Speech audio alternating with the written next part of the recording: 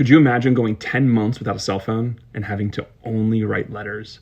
My grandparents exchanged 165 love letters after only knowing each other for 1 hour. No cell phones, no instant communication. And the next time they saw each other, they got married, which means these letters are full of them discovering each other, learning about one another, and exploring themselves.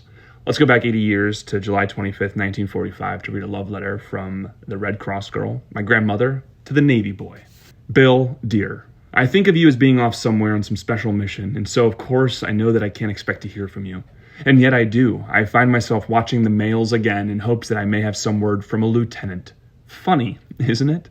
Your last letter is dated July 5th. I answered it long ago, but I'm reading it again as I write. It makes me feel closer and more conversational. Also makes me wish you were here. My job on Guadalcanal is finished and I'm waiting transportation. It just doesn't seem possible that I should be leaving now she's getting her orders soon to go to a new island. I've always believed I'd be last on the island, and now I have to rearrange my thinking. Instead of selling coffee and donuts at Cancun for the tourists of 1955, the dream of what to do after the war, I've got to plan a new career. It's upsetting. I've always liked the canal, and I've been in no hurry to leave, but now that my fate is sealed, I look forward to the adventure of something new.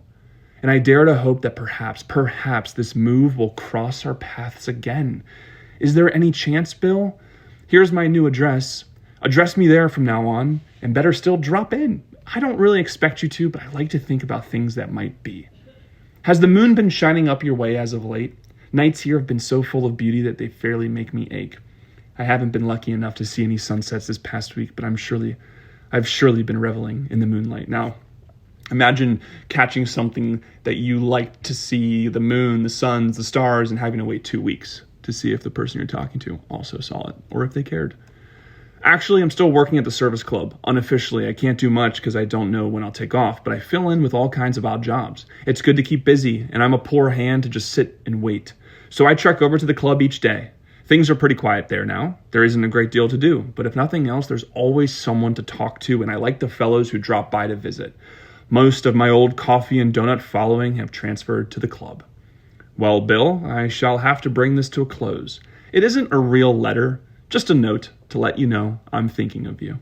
If I'm lucky, I'll have one more letter from you before I leave the island. If not, I shall have to wait until word from you can reach me at APO 246. That's our new address. Meanwhile, see if you can convince the Admiral that it's essential for you to anchor at 246. Until mañana, love, Helen. Now, you go, you drop it off at the post office, and you have to wait. I don't think any of us could imagine